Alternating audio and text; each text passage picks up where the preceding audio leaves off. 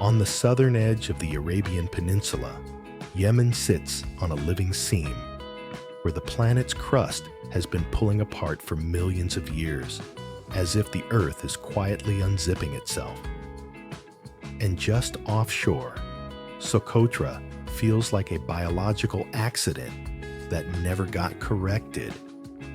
Strange trees, bleeding red, resin plants found nowhere else. Landscapes that look borrowed from a different world.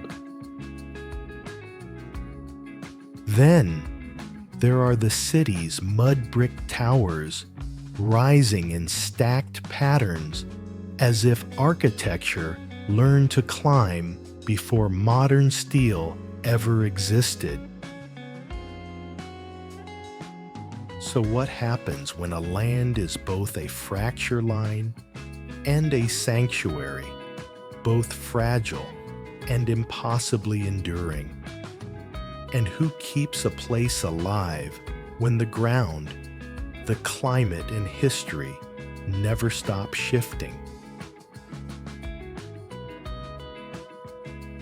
Yemen's landscape begins with a quiet contradiction.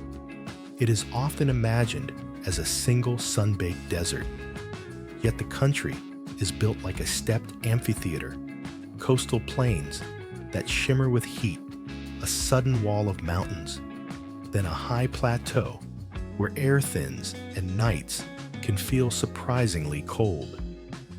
This is not a gentle rise. In many places, the land lifts abruptly from the Red Sea and the Gulf of Aden, forming an escarpment that looks as if the continent has been tilted upward by invisible hands.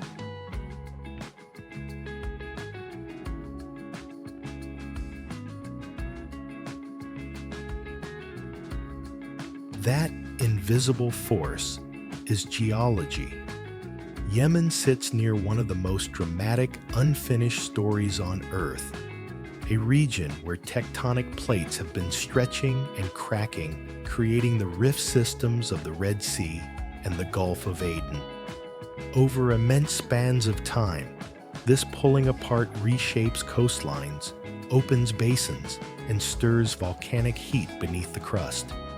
The result is a country that feels restless, even when it is still, where mountains carry the memory of uplift, and coastal flats carry the memory of seas advancing and retreating.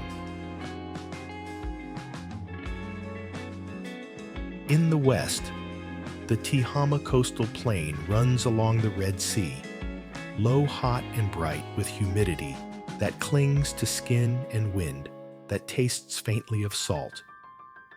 From there, the terrain climbs quickly into the western highlands, a mountainous spine that catches more rainfall than the lowlands and becomes the engine of Yemen's most iconic human adaptation, terraced agriculture. Seen from above, these terraces look like contour lines, made visible stone and soil arranged in layered steps across steep slopes, slowing runoff, holding moisture, and turning gravity into a tool.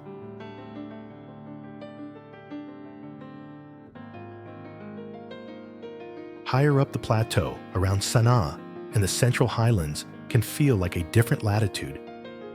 The light sharpens, shadows deepen. In the far distance, peaks rise above the plateau.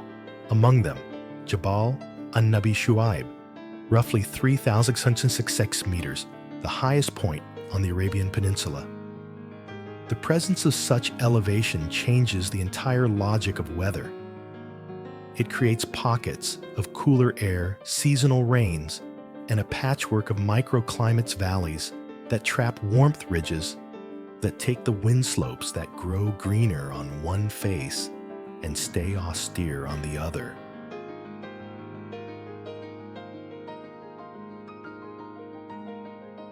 Yet Yemen is not only mountains and coast. The country is also shaped by water that is mostly absent and therefore powerful. Rain arrives unevenly, and when it does, it can come quickly. Dry riverbeds, wadis can transform into sudden torrents, carving channels through rock and soil, then disappearing again, leaving behind smooth stones and the illusion that nothing happened. Over centuries, these wadis have drawn the boundaries of settlement and movement. They are corridors, lifelines, and sometimes hazards proof that even scarce water can be a sculptor. If Yemen's west is defined by steep ascent, parts of the east unfold into broader, harsher spaces, plateaus and valleys that feel open-ended where the horizon seems to retreat as one approaches it.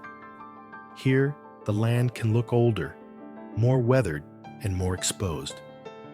And this is where the idea of endurance begins to feel geological, not just human rock layers stacked like Page's canyon walls like torn paper, and long distances where silence becomes a presence of its own. Volcanic traces thread through this story as well. Yemen's highlands and surrounding regions include volcanic fields and ancient lava flows, dark stone that absorbs heat by day and releases it at night, creating yet another rhythm in the climate. Volcanism does not always announce itself with eruptions. Sometimes it appears as shape and texture, cones softened by time, basalt plains, ridges that look poured rather than carved.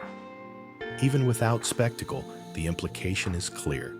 The crust here has been warmed, stressed, and reshaped from below.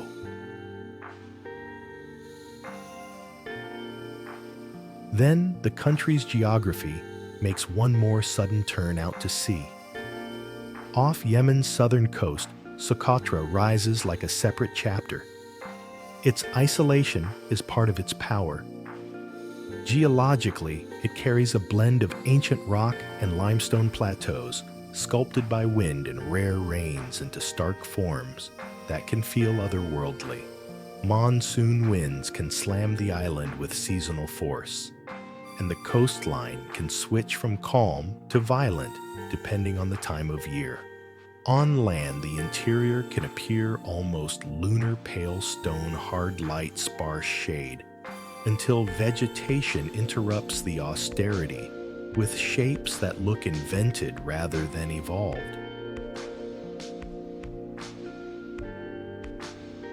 In Yemen, the line between land and ocean is not simply a border. It is a gateway. The Bab el-Mandeb Strait, narrow, strategic, and heavily traveled, seats at the entrance to the Red Sea, turning Yemen's southern edge into a hinge between continents and trade routes. Geography here is never only scenery. It is pressure, opportunity, and vulnerability all at once.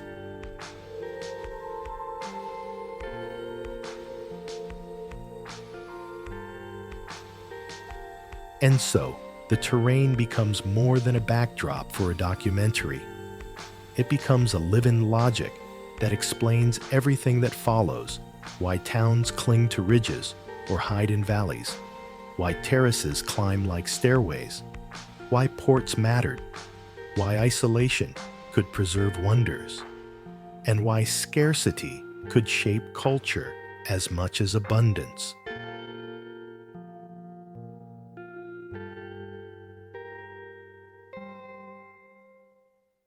Because if the ground itself has been shifting for ages, pulled apart, lifted up, cut by water, and written over by wind, what does stability even mean in a place like this?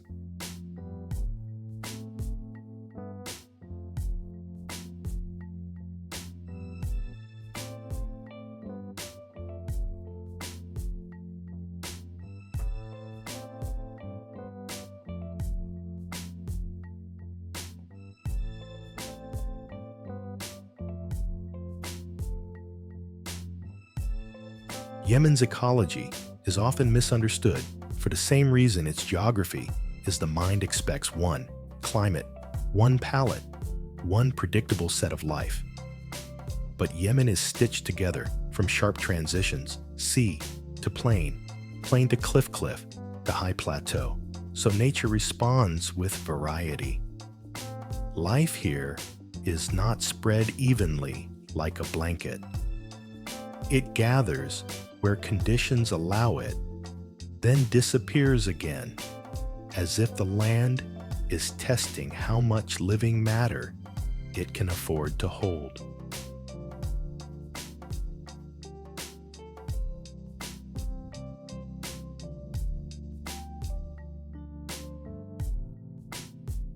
Along the western escarpments and highlands, rainfall, however seasonal, changes everything. The terraces that climb the mountainsides are not only agriculture, they are habitat. Stone walls trap soil and moisture, creating small islands of green in a landscape that otherwise sheds water too quickly. In these pockets, trees and shrubs, anchor slopes, insects and birds follow the vegetation, and the mountains gain a second skin, one that looks cultivated from a distance, yet functions like an ecosystem engineered to survive scarcity.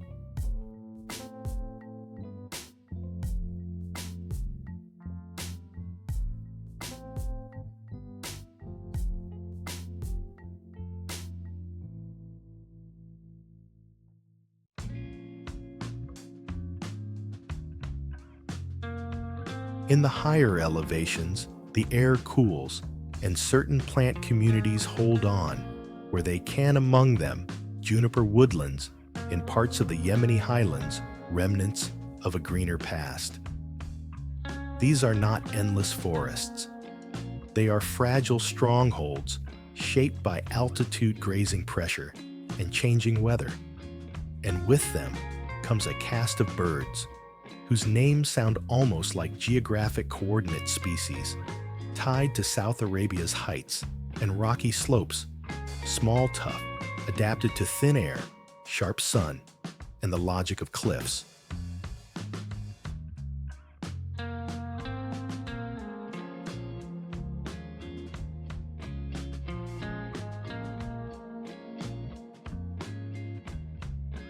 Then there is the coastline, low, bright, and intense.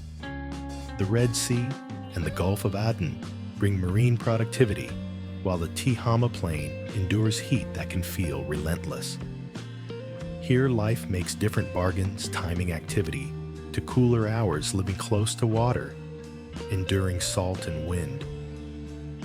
Even where vegetation looks sparse, it is rarely absent. It is simply cautious, low thorny, conserving moisture, refusing to waste energy on anything that does not help it persist.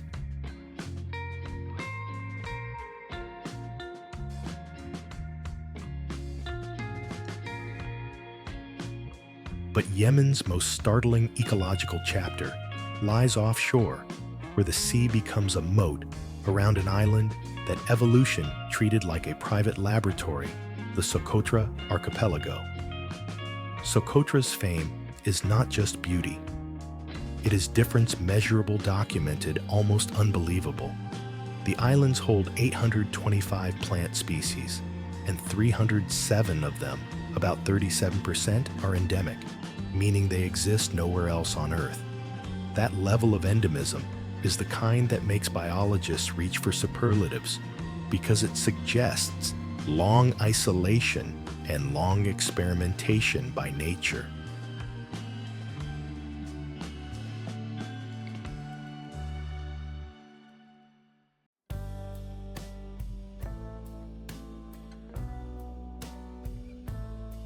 On Socotra, the signature silhouette is the dragon's blood tree, an umbrella-shaped canopy balanced on a thick trunk as if designed for harsh light and scarce water. The red resin that gives it its name feels mythic, but the ecology is practical. The tree's form helps capture moisture from fog and humidity funneling it down into the soil. In a dry landscape, a tree like that becomes more than a plant. It becomes infrastructure, providing shade, stabilizing ground, supporting other species that shelter beneath it.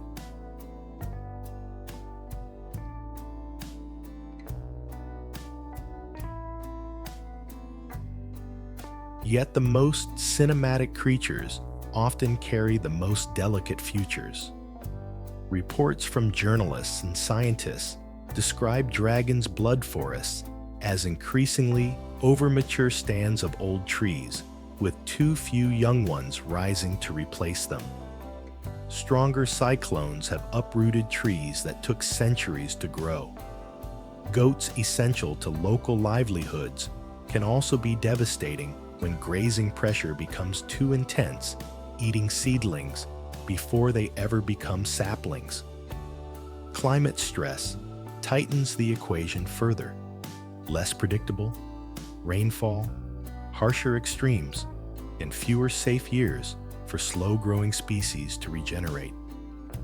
A forest can look alive, green canopies, dramatic silhouettes, while quietly losing its future underneath.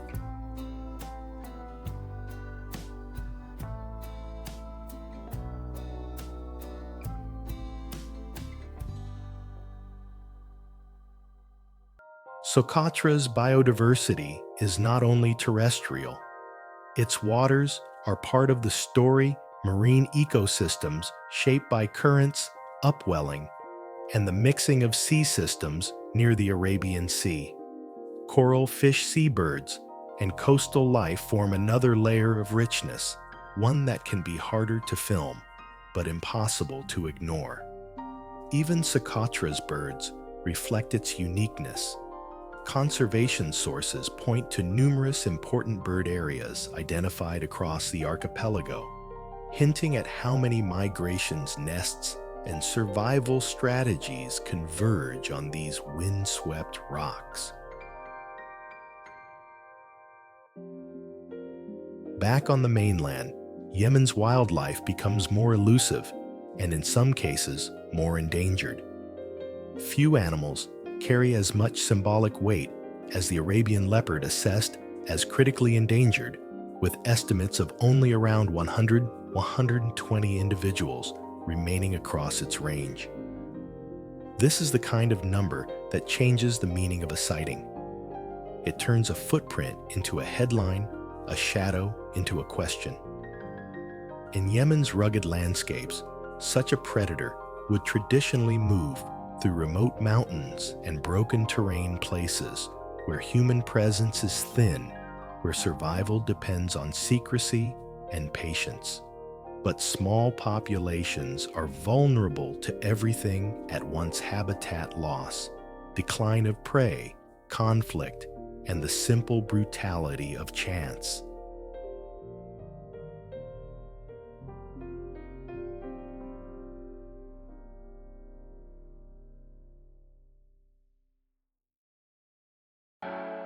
That vulnerability is a theme that repeats across Yemen's ecosystems. When water is limited, biodiversity does not only depend on nature. It depends on stability, social and environmental. It depends on whether grazing can be managed, whether forests can recover, whether protected areas can be enforced, whether community knowledge can be passed on, whether the next season arrives in time. The most important ecological truth here may be this: in Yemen, life has always been an agreement between landscape and behavior.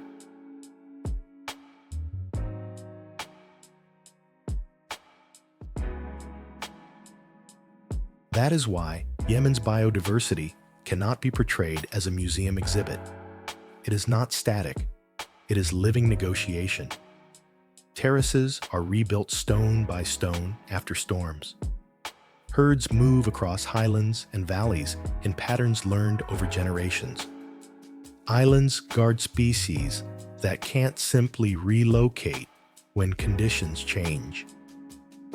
And predators at the top of the food chain vanish first when the system begins to fray.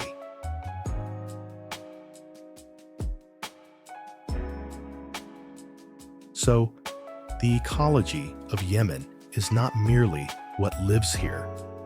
It is also what can still live here and under what conditions. Because when a country holds an island where evolution ran wild mountains, where microclimates create pockets of green, and coastlines where heat and salt set the rules, the real mystery becomes sharper.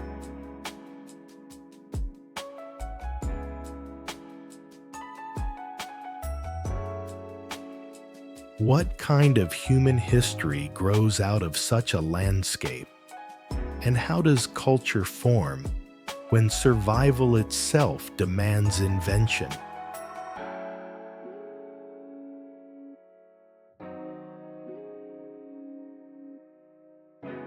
In Yemen, human history does not read like a straight line.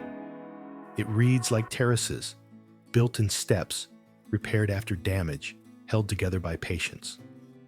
The first truth is geographical people did not simply settle Yemen. They negotiated with it.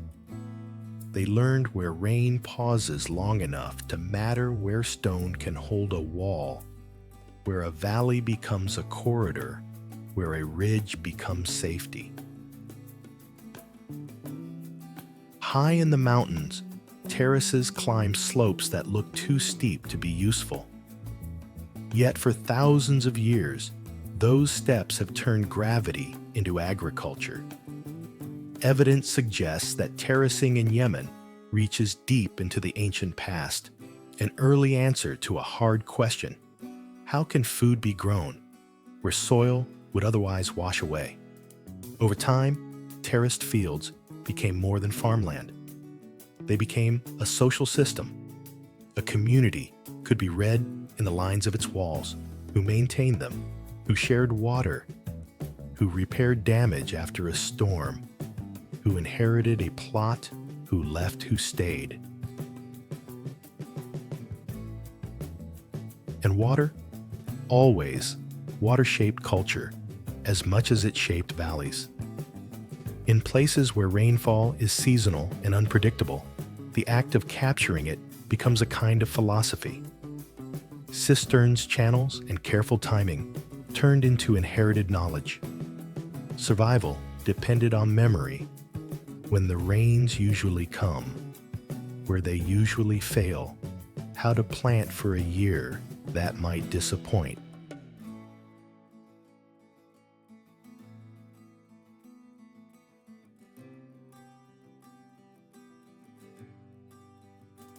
But the story of early Yemen is not only mountain villages and fieldwork, it is also movement caravans crossing the southern Arabian plateau ports that face the sea and the long, fragrant commerce of incense.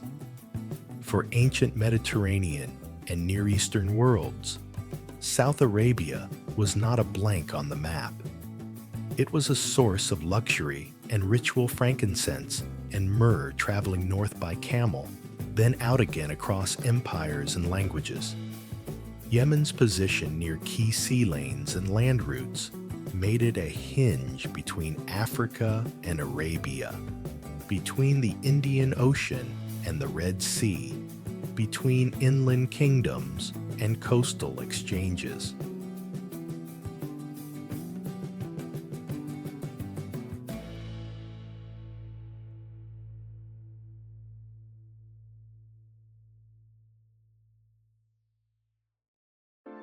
So the question becomes sharper in a land where climate makes every harvest uncertain.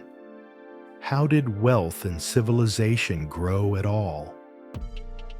And what kind of society forms when trade winds caravan routes and scarce rain all pull on the same thread?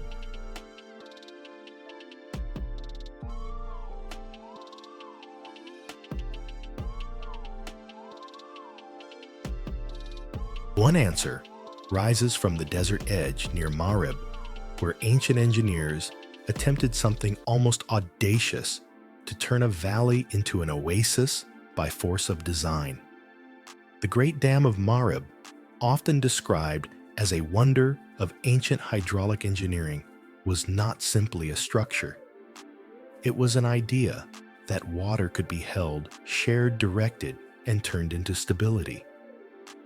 The dam's irrigation system supported dense agriculture in an environment that would otherwise demand dispersal.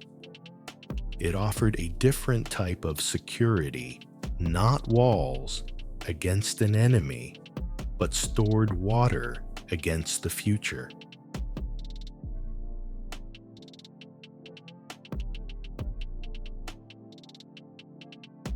In the cultural imagination of Yemen and the wider region, Marib becomes a symbol of both abundance and fragility. Because waterworks are never permanent in a restless landscape, they must be maintained. They must be defended. They must survive floods, silt conflict, and neglect. A breach can become more than an engineering failure. It can become a memory of loss, a story that explains migration, dispersal, and the haunting truth that prosperity can be undone by a single weak point.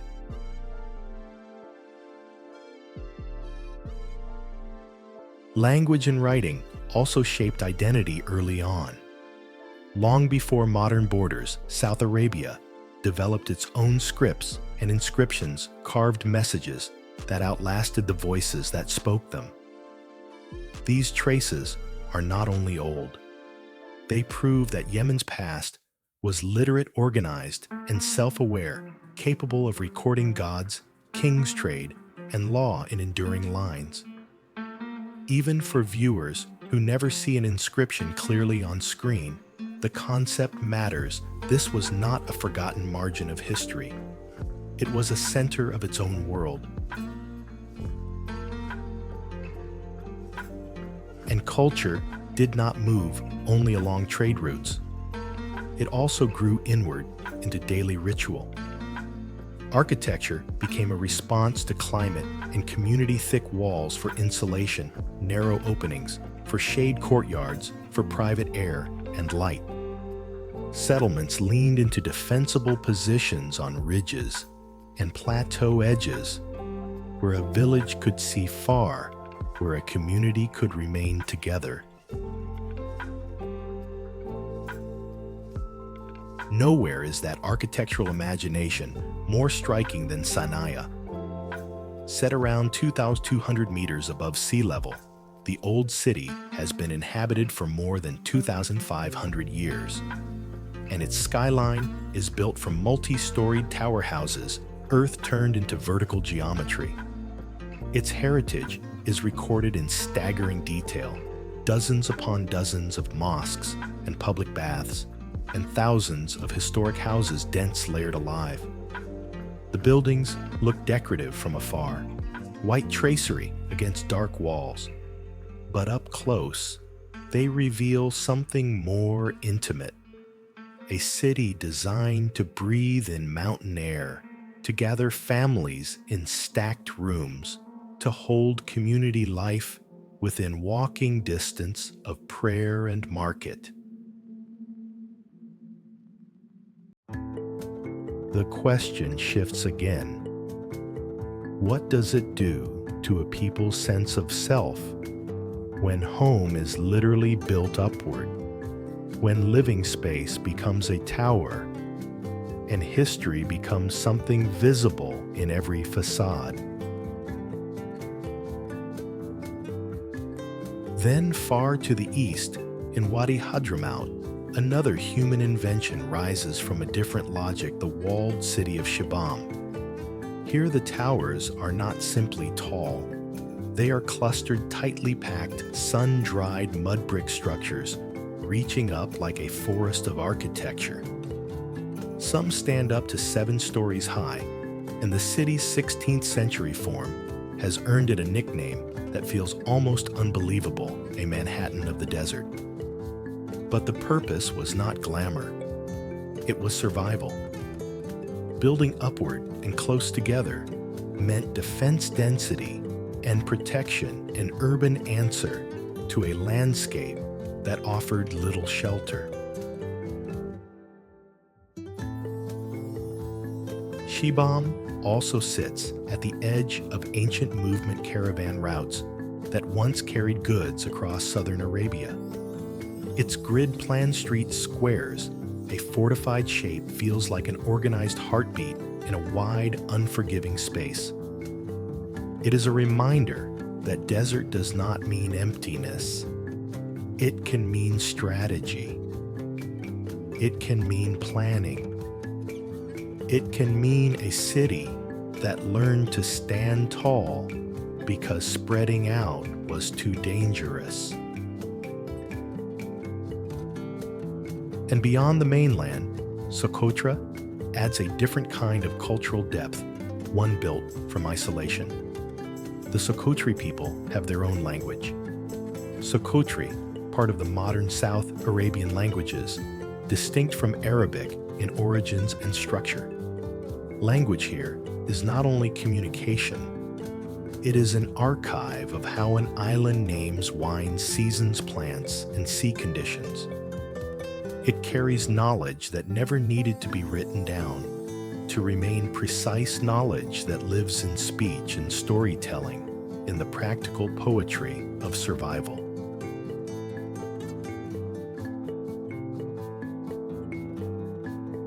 On Socotra, culture is braided with ecology. Fishing, herding, harvesting, and local craft traditions are shaped by monsoon rhythms and the island's sparse resources. Even the famous dragon's blood tree becomes cultural as well as biological resin, used stories told shade valued. In a place this isolated, the boundary between nature and heritage blurs. The landscape is not scenery. It is family memory.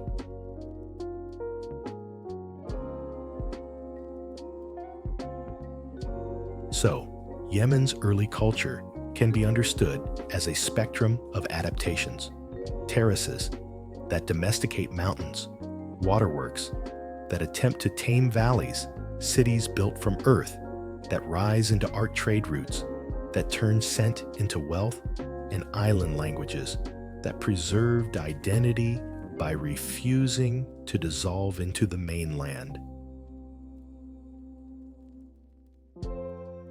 And this leads directly into the next chapter, because once a place like Yemen becomes both a crossroads and a fortress, both a supplier of luxuries and a keeper of rare traditions, outsiders arrive with new intentions.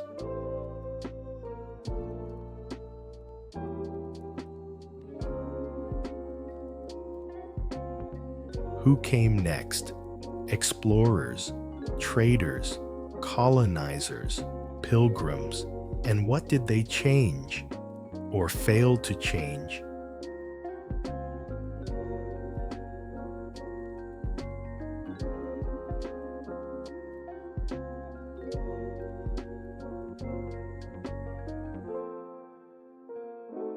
Yemen's history of exploration is not the clean tale of discovery that appears in old maps.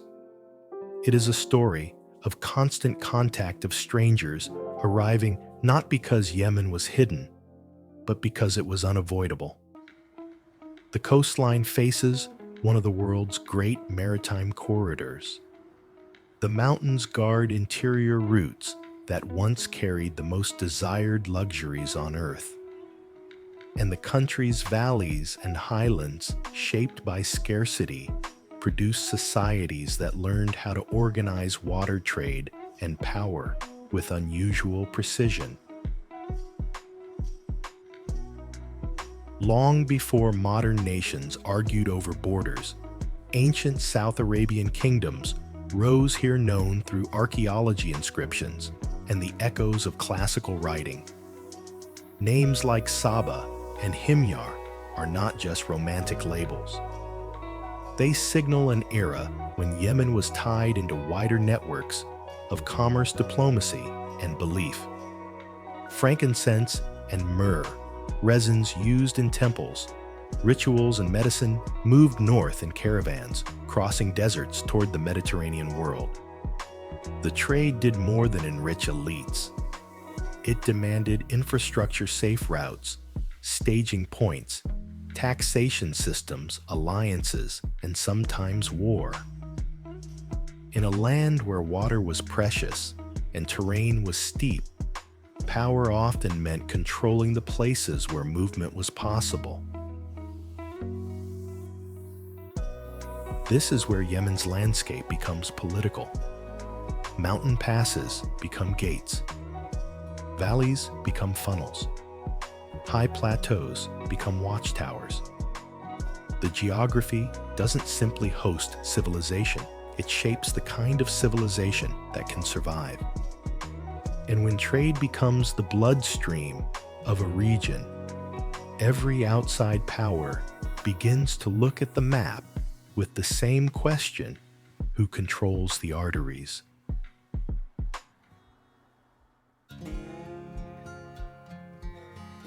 As centuries turned, Yemen moved through eras of transformation, religions, dynasties, and shifting regional influences.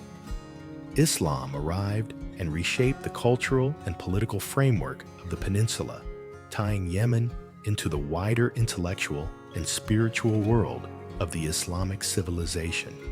Cities became places of learning law and exchange, not only markets, but memory. Some towns gained reputations for scholarship and religious study, while ports faced outward, reading the wind and the sea like a second language.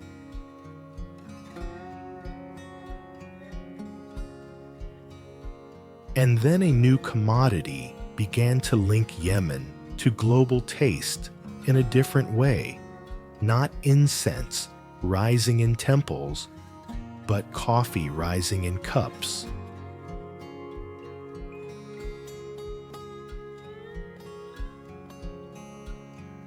On the Red Sea coast, the port of Mocha al-Maka became a name that traveled farther than many empires.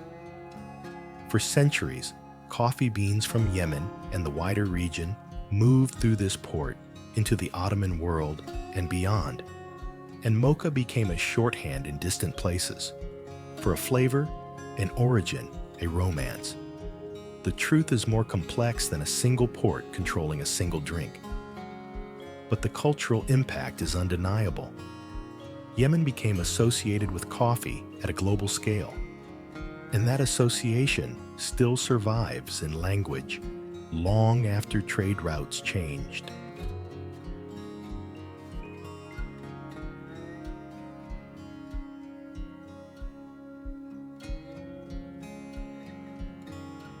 To imagine Mocha at its height is to imagine ships waiting in heat haze, merchants negotiating in layered languages, and the smell of dried beans and sea salt mixing in the air.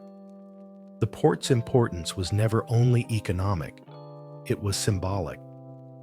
It represented Yemen's ability to export something intimate, taste aroma ritual, into the lives of strangers who would never see the terraced hillsides where coffee could be grown.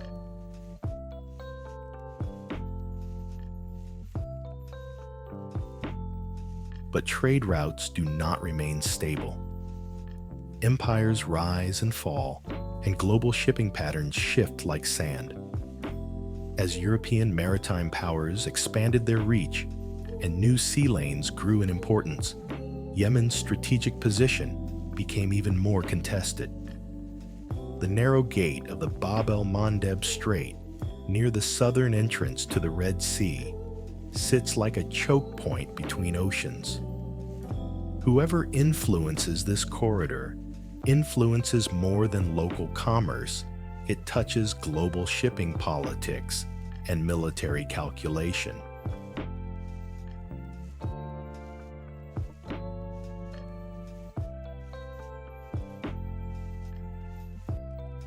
This is why Yemen's coastal cities carry echoes of foreign ambition.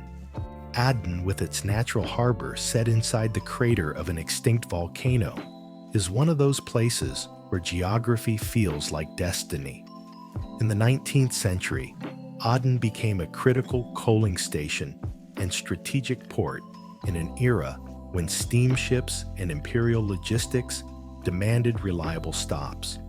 British control of Aden began in 1839, and the city grew into a hub connected to global routes, an outpost of empire built on a piece of volcanic coastline.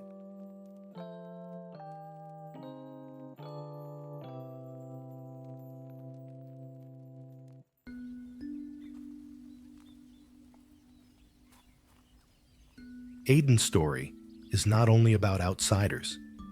It is about transformation, how a port becomes a city, how a city becomes a corridor for labor and culture, how local life adapts under foreign administration, and how identity can harden when sovereignty is compromised. Roads, docks, and administrative buildings can be built quickly, but trust, belonging, and memory move at a different speed.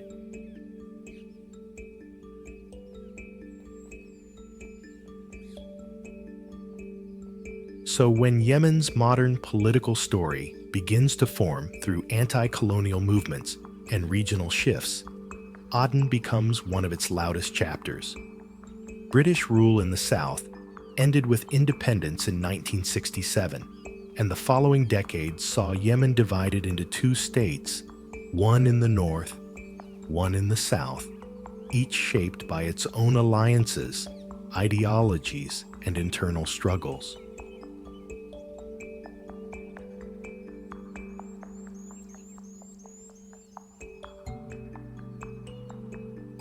And that division raises a question that feels almost geological when a land has always been stitched together by mountains, wadis, ports, and trade.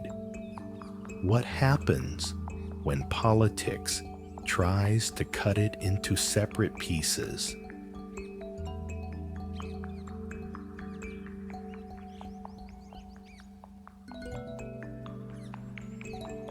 In the north, the highlands and cities like Sana'a followed their own complex path through the 20th century, navigating revolution, shifting governance, and regional pressures. The south, centered around Aden, became known as the People's Democratic Republic of Yemen, taking a socialist direction that set it apart in the Arabian Peninsula. For years, two Yemens existed, linked by language, history, and family ties, yet separated by ideology and power. In 1990, the two states unified into the Republic of Yemen. On paper, unification promised a single national horizon, one flag, one government, one future. But unification is not the same as healing. The process carried tensions, political, economic, and regional, and those tensions erupted into conflict in the mid-1990s. The scars of division did not simply vanish. They settled into the background, like sediment shaping distrust, shaping grievances, shaping the way communities interpret state authority.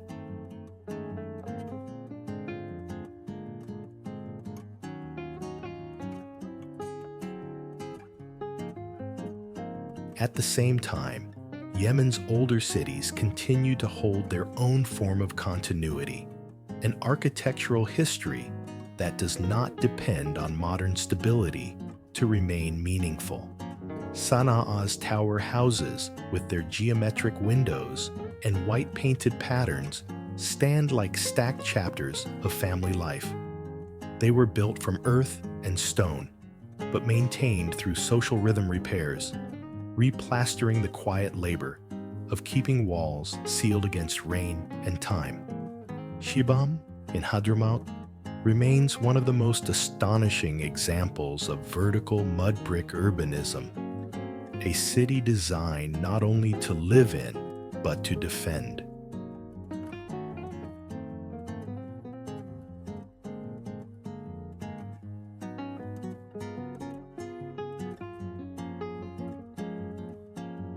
And then there are places like Zabid, once a center of Islamic learning, later recognized as a historic town whose survival depends on preservation and peace.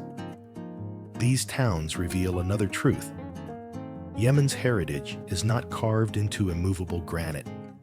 It is made of materials that demand care, mud brick plaster wood, and that care depends on stability, community, and resources.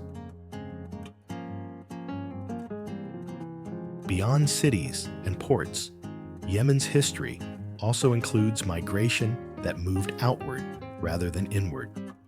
Hadramaut, in particular, is linked to a wide diaspora communities of Yemenis who traveled across the Indian Ocean to East Africa, South Asia, and Southeast Asia over centuries. They carried commerce, religious scholarship, and cultural ties, weaving Yemen into distant coastlines. This outward movement complicates the idea of Yemen as isolated.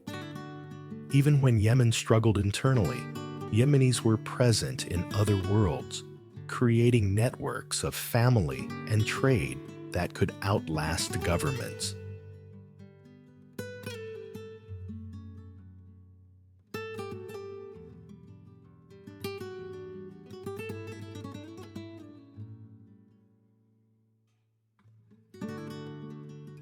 So the historical development of Yemen is not a simple rise and fall. It is a repeated pattern. Yemen becomes a crossroads. Outsiders arrive.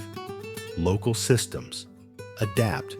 Tensions grow, identities harden, and the land's strategic value keeps pulling it back into global attention.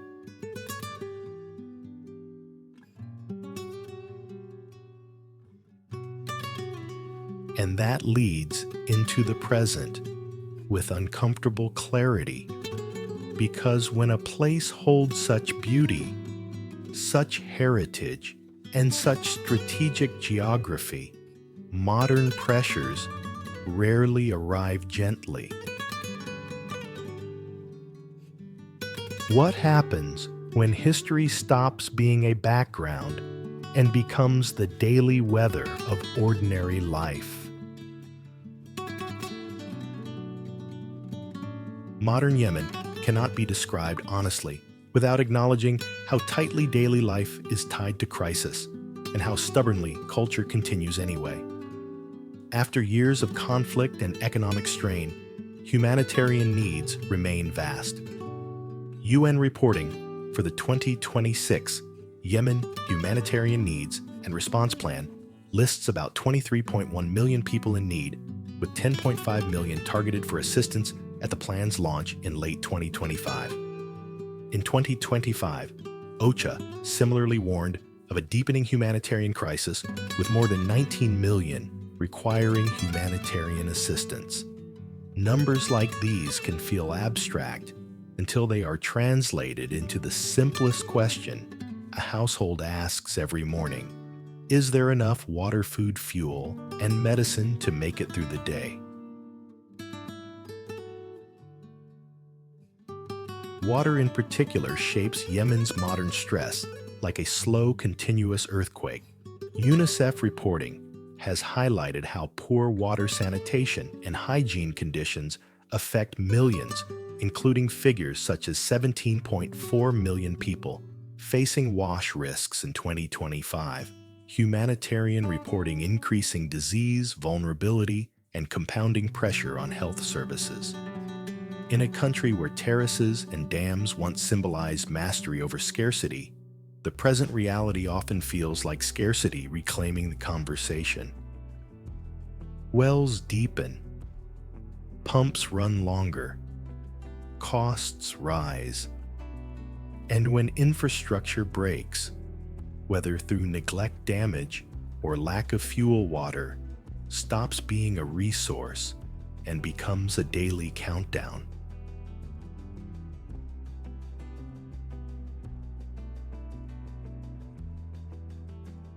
At the same time, Yemen's cultural heritage, those mud brick skylines and ancient urban patterns, faces its own kind of emergency. UNESCO has repeatedly stressed that the old city of Sana'a remains vulnerable due to the deteriorating condition of historic buildings, the effects of extreme weather damage from conflict, and limited resources for conservation. One reason the site remains on the list of World Heritage in danger. Heritage here is not protected by distance or by stone. It is protected by maintenance plaster, renewed roofs, repaired walls sealed before rain finds the seams. When a city's daily economy weakens, conservation becomes harder, and the most beautiful architecture can begin to fail quietly, one crack at a time.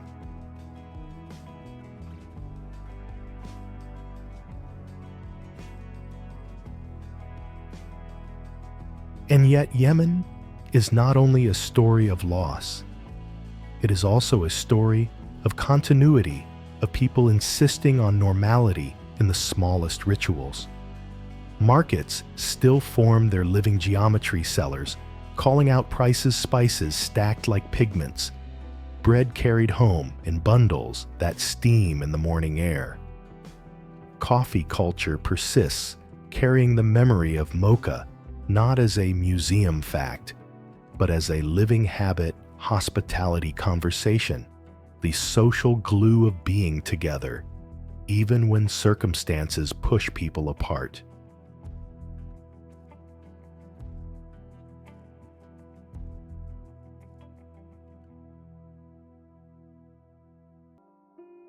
On the mainland, cultural life often survives in forms that are portable music that can be played in a room with no electricity. Poetry recited without a stage, stories pass between generations, the way terraces pass down slopes. Celebrations and religious seasons still shape time, reminding communities that the year contains more than emergency.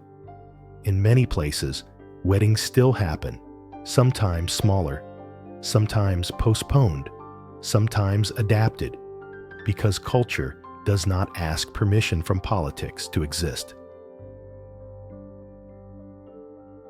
But the modern era adds a new tension, the world's renewed attention, arriving through headlines rather than caravans. Yemen's strategic geography, especially near Red Sea shipping corridors, has pulled international focus in ways that can increase pressure on civilians and infrastructure. When global conflicts and regional rivalries intersect with Yemen's geography, the consequences are rarely confined to a single front line.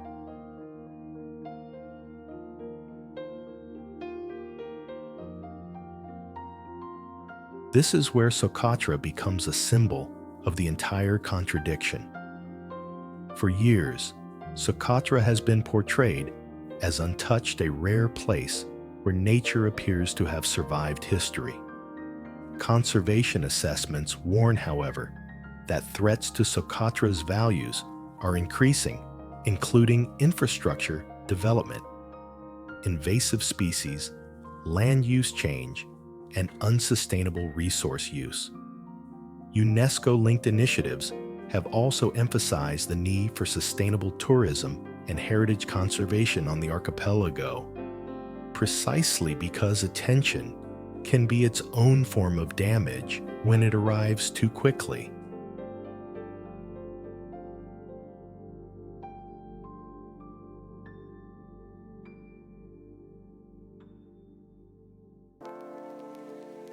And in early January 2026, the fragility of paradise tourism became painfully literal. Reporting described hundreds of tourists stranded on Socotra after flight disruptions amid political and security shifts, an image that feels almost surreal. Visitors trapped on an island marketed as remote serenity, suddenly confronted with how dependent that serenity is on stable logistics and governance. It is a modern parable of Yemen itself. Even the most beautiful places are connected to systems that can break overnight.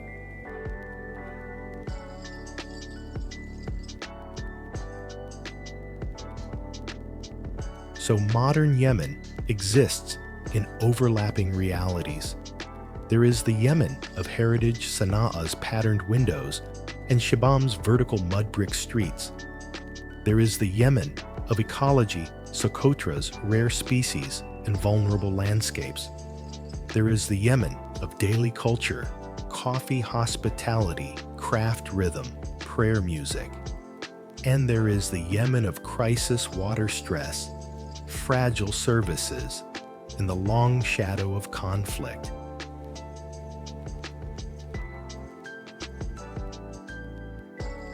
The question that hangs over all of it is not only what Yemen has endured, but what it can still preserve when preservation requires more than admiration. It requires stability, resources, and time. Because if a place's greatest treasures are made of mud memory and living ecosystems, what does protection truly mean in the modern world? Yemen is often reduced to a single headline, but the land itself refuses to be simplified. It is a country built on contrasts so sharp they feel impossible: mountains high enough to cool the air coastlines, hot enough to shimmer valleys carved by floods that vanish as quickly as they arrive, and offshore, an island where evolution seems to have taken a different path entirely.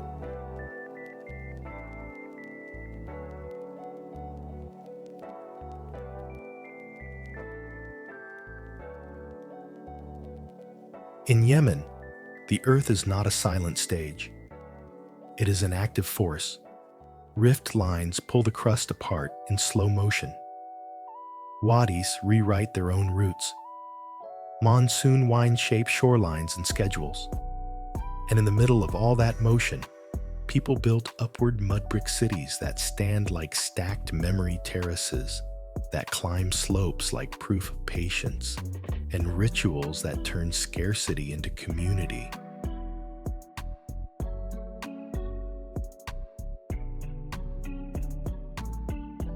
Yet the beauty here is not indestructible.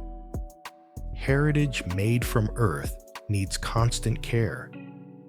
Ecosystems that exist nowhere else cannot simply migrate when conditions change. And when water becomes uncertain, everything else, health, work, education, even tradition, begins to feel fragile.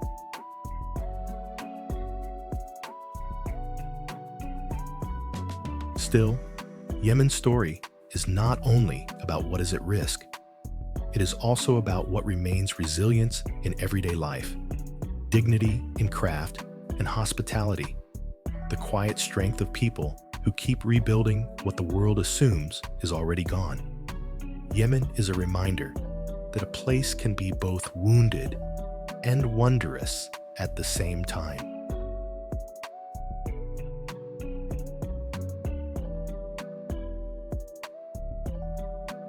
So what does it mean to look at the edge of the world and not look away?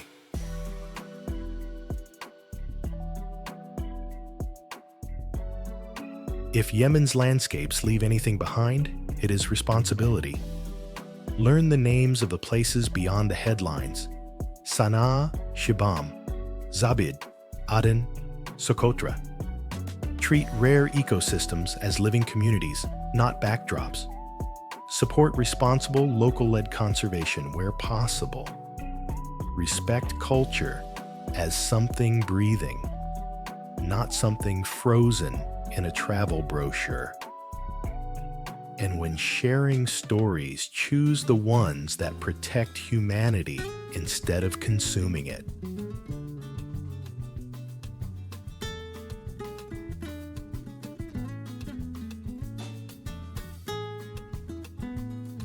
Because on a map, the world's edge is just a line. But in real life, it is a promise that wonder deserves care, and that the most extraordinary places should not have to disappear to be taken seriously.